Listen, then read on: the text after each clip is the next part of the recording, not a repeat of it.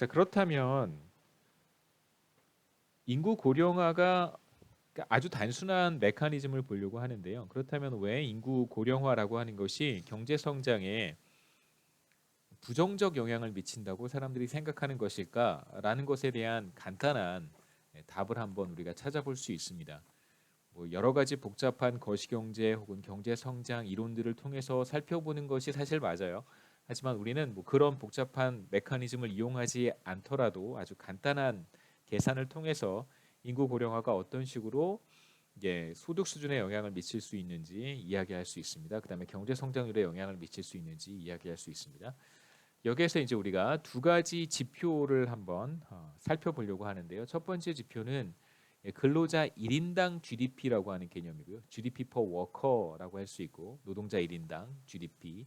그다음에 이제 통상적으로 우리가 국가 간 소득 비교를 할 때 사용하는 1인당 GDP가 있어요. 그래서 GDP per capita는 GDP를 인구로 나눈 것이고요. 그다음에 GDP per worker는 말 그대로 GDP를 한 국가 내의 경제 활동에 종사하는 근로자들의 숫자로 나눈 것입니다. 그래서 분모가 이제 어떤 게 더 클 거라고 생각할 수 있냐면 당연히 파퓰레이션이 더 크겠죠. 근로자 숫자보다 파퓰레이션이 훨씬 더 크잖아요. 그래서 첫 번째 지표는 더 작은 분모로 나누었기 때문에 통상적으로 GDP per worker가 GDP per capita보다 더 큽니다. 왜냐하면 분모가 더 작으니까요. GDP per worker를 계산할 때 더 작은 분모를 쓰기 때문에 통상적으로 GDP per worker가 GDP per capita보다 큰 값을 갖습니다. 두 가지 지표를 우리가 한번 비교해 보려고 해요. 그래서 여기에서 GDP per worker와 GDP per capita 사이에 어떤 관계가 있는지 한번 간단하게 보겠습니다. GDP per capita라고 하는 것은 GDP를 전체 인구로 나눈 것이고요. 자, 이제 여기에 이제 어떤 그 일종의 매니퓰레이션을 가하냐면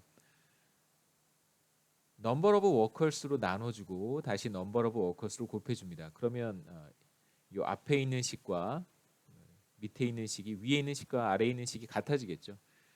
똑같은 것을 나눠주고 똑같은 값으로 나눠주고 똑같은 값을 다시 곱했기 때문에 이 두 값은 이제 같아지는 것이고요.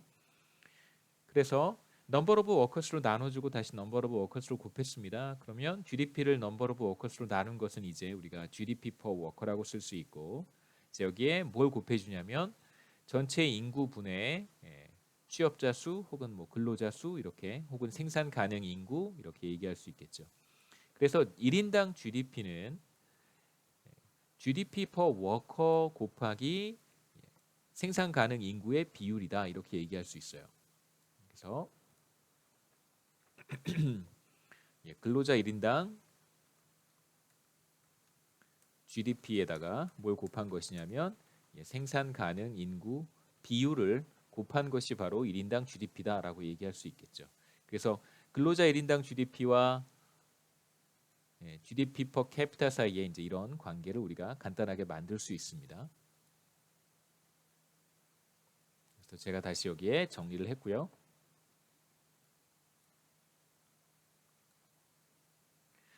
그래서 우리가 국가 간 소득 격차를 비교를 할 때 GDP per capita를 비교를 하겠죠. 왜 어떤 국가는 소득 수준이 높은가라고 할 때 이제 보통 우리가 물론 이제 GDP per worker를 사용하기도 했었습니다. 우리가 이제 통상적으로 국가 간 소득 수준의 차이를 비교할 때는 GDP per capita를 사용을 하니까요. 왜 어떤 나라의 소득 수준이 높을까? 왜 1인당 소득 수준이 더 높을까라는 질문에 대해서 우리가 두 가지로 생각해 볼 수 있는데 첫 번째는 그 국가의 노동자들의 생산성이 높아서 그러니까 GDP per worker라고 하는 것은 사실상 그 나라 전체에서 생산한 것을 넘버 오브 워커스로 나눠준 것이잖아요. 그래서 그냥 취업자라고 해서 E라고 쓰겠습니다. 전체 GDP를 생산 활동에 참여한 사람들의 숫자로 나눠준 것이기 때문에 사실 이것은 생산성을 측정하는 지표이기도 합니다. 무슨 뜻이냐면 만약에 어떤 국가 A라고 하는 국가와 B라고 하는 국가가 있는데 A라고 하는 국가에서 GDP를 더 많이 생산을 했어요. 그래서 Y의 A가 이제 Y의 B보다 더 크다고 한번 가정을 해보죠. 자, 그런데 두 국가에서 생산 활동에 참여한 사람의 숫자가 같아요. 그러니까 E는 분모에 우리가 넣은 E는 두 국가에서 동일하다고 한번 해보겠습니다. 그러니까 생산 활동에 참여한 사람들의 숫자는 동일한데 컨트리 A가 더 많은 GDP를 만들어낸 것이다라고 우리가 가정을 한다면, 그렇다면 똑같은 사람들이 똑같은 숫자의 사람들이 투입되어서 컨트리 A에서 더 많이 생산했기 때문에 사실 컨트리 A에서 노동자 1인당 생산성이 더 높다라고 얘기할 수 있겠죠. 그래서 사실 이 지표는 GDP per worker는 분배 지표로 사용하기도 하고요. 그 소득 수준을 서로 비교할 때 사용하기도 하고, 동시에 생산성을, 노동자들의 생산성을 비교할 때 사용하는 지표이기도 합니다. 참고로 알고 계시고요. GDP per capita는 사실 전체 파퓰레이션 N으로 나눈 것이기 때문에 파퓰레이션에는 생산활동에 참여한 사람들도 물론 포함이 되어 있지만 생산활동에 참여하지 않은 사람들도 생산활동에 참여하지 않은 사람들도 다 포함이 됩니다. 예를 들어서 뭐 학교에 다니는 학생들이라든가 혹은 미취학 아동이라든가 혹은 뭐 고령층이라든가 다양한 사람들이 다 포함이 되어 있어서 사실상 분배 지표로 많이들 사용을 하는 것이죠. 소득 수준 측정하는 지표로 사용을 합니다. 여하튼 우리가 보고 싶은 것은 왜 어떤 국가에서는 1인당 GDP가 높은가라고 했을 때 첫 번째, GDP per worker가 높기 때문에 GDP per capita가 높은 것이죠. 왜냐하면 GDP per capita는 GDP per worker에다가 경제활동 인구의 비율 혹은 생산 가능 인구의 비율을 곱한 것이기 때문에, 취업자들의 비율을 곱한 것이기 때문에 그렇습니다.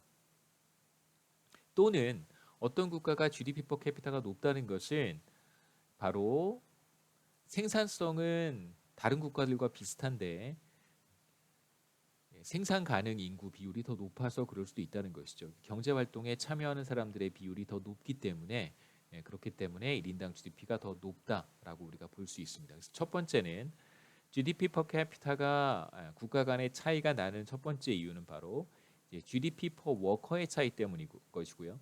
생산성의 차이 때문인 것이고, 두 번째는 전체 인구 가운데 생산 가능 인구의 비율이 다르기 때문에 나타난다. 소득 수준의 차이가 나타난다. 이렇게 얘기할 수 있어요. 자, 이제 우리가 생산 가능 인구 비율이라고 하는 number of workers를 total population으로 나눈 이 값을 어떻게 정의하느냐에 따라서 우리가 뭐 조금 다른 얘기를 할 수 있겠지만, 보통은 이 지표라고 하는 게 바로 고용률입니다. 고용률. 우리가 경제활동 인구 조사, 한국에서는 경제활동 인구 조사라고 하는 것인데요. 그래서 고용률로 측정을 하겠죠. 죄송합니다. 고용률로 측정을 하겠죠. 근데 뭐 이걸 어떻게 측정하느냐에 우리가 뭐 관심을 갖기보다는 우리가 이제 생각할 수 있는 것이 바로 이 생산 가능 인구 비율이라고 하는 게 바로 인구 고령화에 직접적인 영향을 받을 것이다라고 예상할 수 있다는 겁니다. 그래서 생산 가능 인구의 비율은 인구 고령화가 빠른 국가일수록 이 값이 비교적 낮을 것이다라고 예상할 수 있겠죠. 그래서 이렇게 한번 얘기해 보겠습니다. 생산 가능 인구의 비율은 인구 고령화에 직접적인 영향을 받을 것이고요. 물론 뭐 인구 고령화가 빠르게 일어난다고 하더라도 나이가 많은 사람들이 생산 활동을 지속적으로 이어갈 수 있습니다. 뭐 이런 가정을 제가 배제하는 것은 아닌데요. 그렇다고 하더라도 인구 고령화가 빠른 국가에서 생산 가능 인구 비율이 낮을 것이라고 예상하는 것이 사실 일반적이겠죠. 그래서 보통 인구 고령화가 빠르다면 화가 심할 경우 생산 가능 인구 비율은 낮을 것이다. 이렇게 우리가 예상할 수 있습니다.